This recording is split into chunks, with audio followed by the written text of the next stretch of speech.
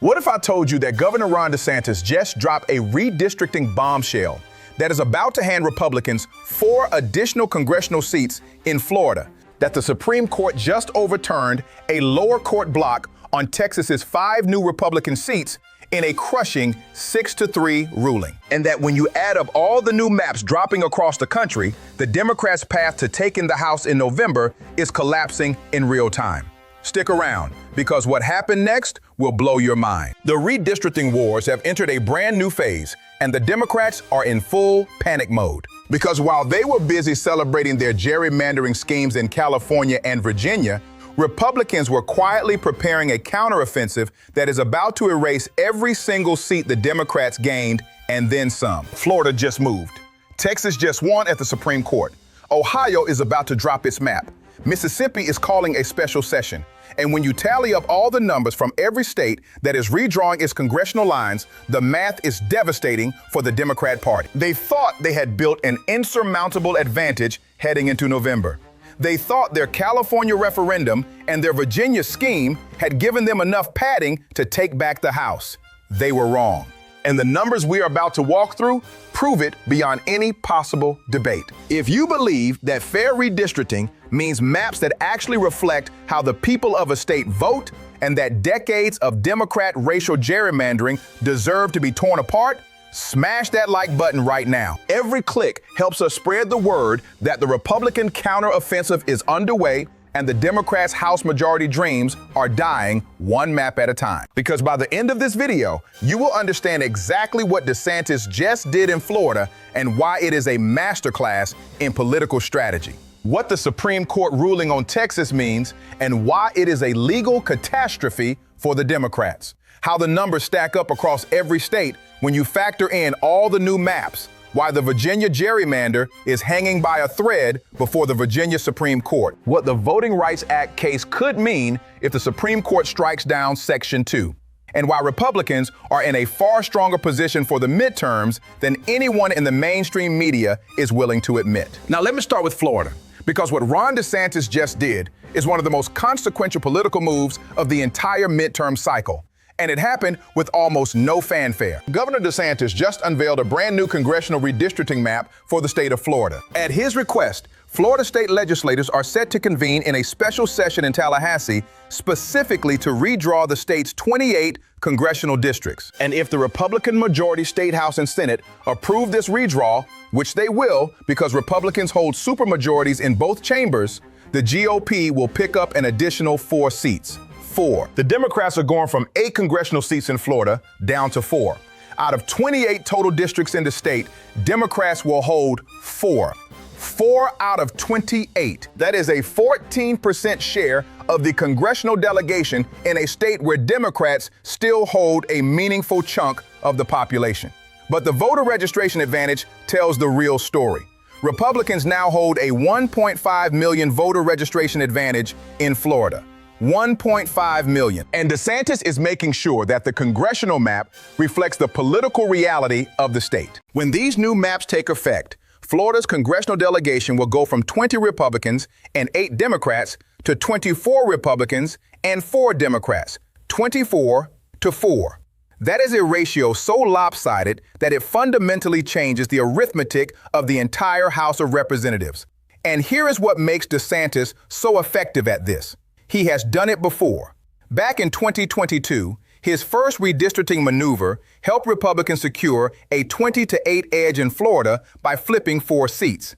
That redistricting was one of the critical reasons why the GOP won back the House majority in 2022. DeSantis proved the concept. He showed that aggressive redistricting in a state where your party has a massive structural advantage can produce real, tangible results in Congress. He did it once. It worked.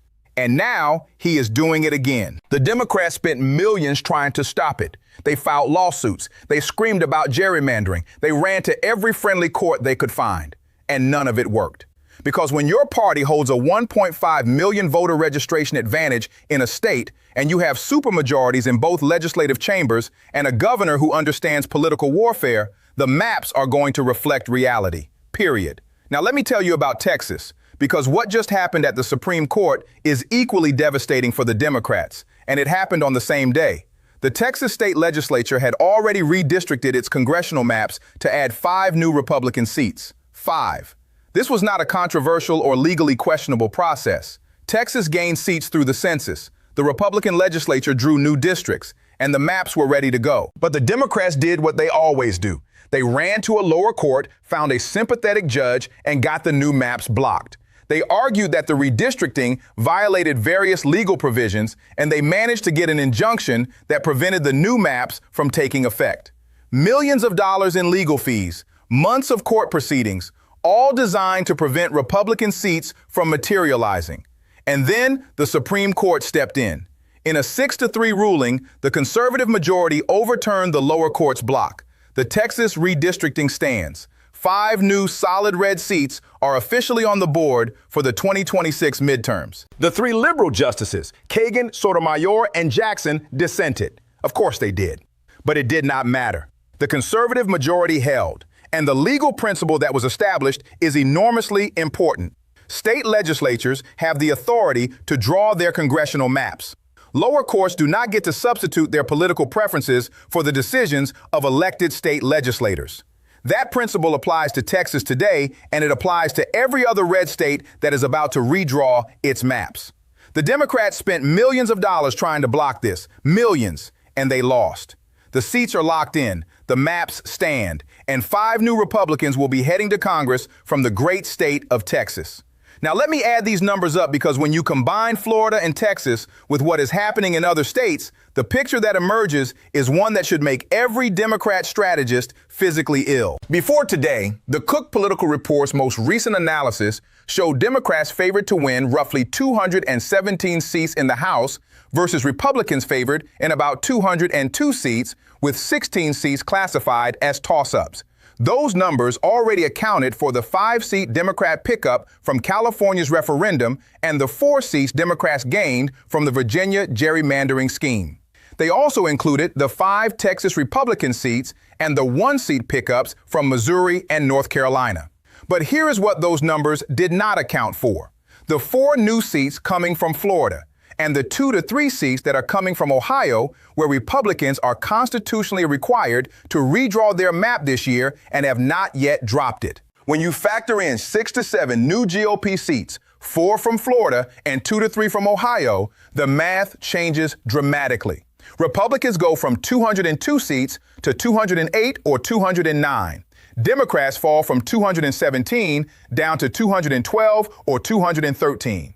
And that is assuming Democrats hold on to those 4 Virginia seats, which they may not. Because the Virginia Supreme Court just heard arguments on the constitutionality of the referendum that produced those seats. And by all accounts, it did not go well for the Democrats. Now let me tell you about what is happening in Virginia, because this could be the move that breaks the entire Democrat strategy wide open. The Virginia gerrymandering referendum is hanging by a thread.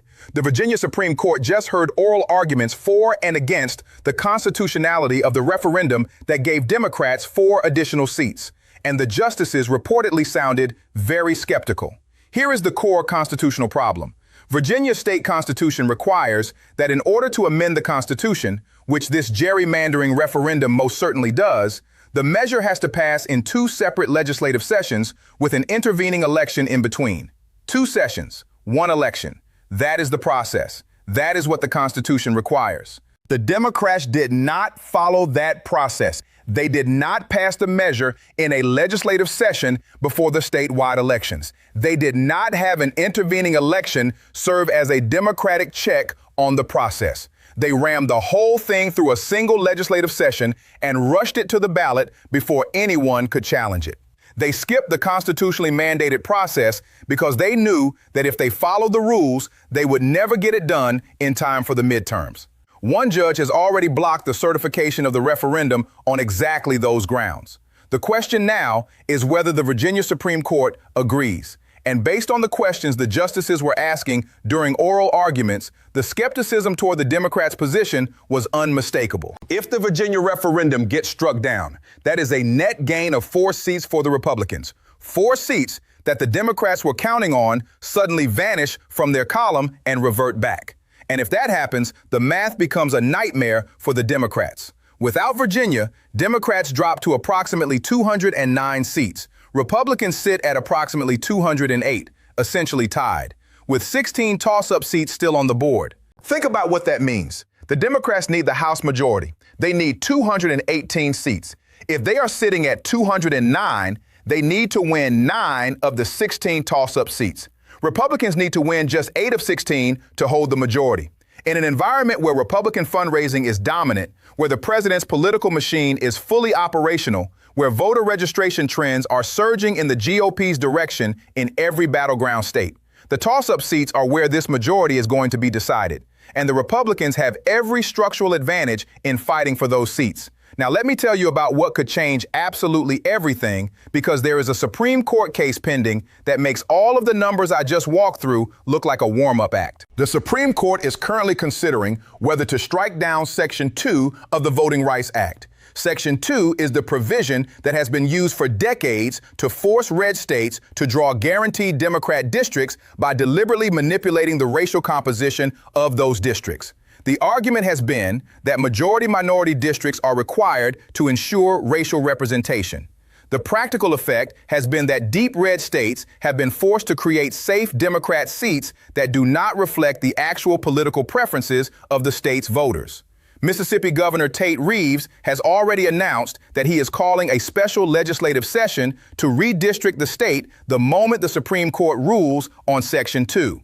Mississippi would be the first of what could be a dozen or more red states that will immediately redraw their maps once the legal obligation to maintain these racially gerrymandered districts is removed. The potential impact is staggering. Conservative estimates suggest a pickup of at least 12 additional GOP seats from red states that will redraw their maps. Politico has projected that the number could be as high as 19. 19 additional Republican seats from redistricting alone. Before a single vote is cast, before a single campaign ad is run, before a single dollar is spent on a toss-up race. If that happens, the midterm math does not just shift in the Republicans' favor. It becomes insurmountable for the Democrats. You would be looking at a scenario where Republicans enter November with such a massive structural advantage in the map that Democrats would need to win virtually every toss-up seat in the country just to get close to a majority. And that is simply not going to happen in an environment where every measurable political indicator is moving against them. Now, let me tell you about another defection, because the bleeding never stops for the Democrat Party. New Hampshire State Representative Gerard just switched from Democrat to Republican. And his explanation is the same one we have heard over and over and over from one-time Democrats who have made the switch. He did not leave the Democrats. The Democrats left him. Gerard describes himself as an old-school populist, what used to be called a blue dog Democrat, the kind of Democrat who voted with Reagan in the 80s, a Democrat who believes in secure borders, economic nationalism, and traditional values, the kind of Democrat who does not recognize the radical left-wing machine that his party has become. He noted that he votes almost in complete alignment with the Republican Party in the New Hampshire State Assembly. His votes matched the Republican caucus on issue after issue. So the question became obvious. Why stay with a party whose positions he disagrees with on virtually everything? Why carry the label of a party that has been taken over by people whose values are the opposite of his own? He could not answer that question anymore. So he switched. And the numbers in the Republican ranks continue to swell. Not just from voters re-registering, not just from blue state residents moving to red states, but from elected officials, sitting lawmakers, people who were elected as Democrats, looking at their own party and concluding that it no longer represents anything they believe in. For every one Republican who defects to the Democrats, 4 Democrats defect to the Republicans, 4-1. That ratio holds at every level: voters, elected officials, legal scholars, Supreme Court justices. The flow is one-directional, and it is accelerating. Now, let me bring all of this together and explain where things stand heading into November, because the big picture is far more favorable for Republicans than anything the mainstream media is telling you. If Republicans are sitting at 208 solid seats right now, with Florida and the other new maps factored in, they need to win 10 of the 16 toss-up seats to hold the majority. 10 out of 16. That is not a miracle. That is not a long shot. That is a realistic and achievable target for a party that holds every structural advantage. The RNC has over $123 million cash on hand with zero debt. The DNC has $14 million and is $17 million in the hole. Republicans can flood those 10 toss-up races with more money than the Democrats can possibly match. They can run ads in every market. They can fund ground game operations in every district. They can outspend the Democrats in the races that matter by margins that are simply overwhelming. And they have the presidency. They have the bully pulpit. They have the ability to drive the national narrative. They have a president who is enormously popular with the Republican base and whose endorsement can make or break a candidate in a competitive district. The voter registration trends are surging in the Republican direction in every battleground state: Florida, Iowa, Pennsylvania, North Carolina, Arizona, Nevada, all moving right, all accelerating. The working class realignment that has been building for a decade is reaching its peak at exactly the right moment. And the issues that are driving voters to the polls are all issues where Republicans hold commanding advantages: immigration, crime, economy, education, election integrity, gas prices. These are the issues that Americans care about most. And on every single one, the Republican position is the majority position. Now, the media will tell you that midterms always punish the party in power, and historically, they are right. In the last century, there have been only 3 exceptions where the president's party did not lose significant seats in the midterms. Only 3. But look at what is happening. The redistricting counteroffensive is erasing the Democrats' map advantage. The voter registration data is moving overwhelmingly toward Republicans. The fundraising gap is 9-1. The party defection ratio is 4-1. The generic ballot has swung toward Republicans. The Supreme Court is delivering ruling after ruling in favor of the conservative majority. And the structural realignment of the American electorate is the most favorable it has been for Republicans in modern history. The conditions for a 4th exception are being built right now, block by block, seat by seat, map by map. And the Democrats are watching it happen with no ability to stop it. DeSantis just handed Republicans 4 seats in Florida. The Supreme Court just locked in 5 seats in Texas. Ohio is about to drop a map that adds 2 or 3 more. Virginia's gerrymander is on life support before the state Supreme Court. Mississippi is ready to redistrict the moment the VRA decision drops. And a dozen more red states are standing behind Mississippi, waiting for the green light. The redistricting wars are not over. They are just getting started. And every new map that drops makes the Democrats' path to the House majority narrower and more desperate. The math is clear. The momentum is undeniable. And the midterms are shaping up to be far more favorable for Republicans than anyone in the mainstream media is willing to admit. Don't stop here. The redistricting battle is evolving by the day, with new maps dropping and new court decisions landing every week. Click on the next video and join us as we continue to cover every new seat, every new map, and every development in the fight for the House majority heading into the most consequential midterm election of our lifetime.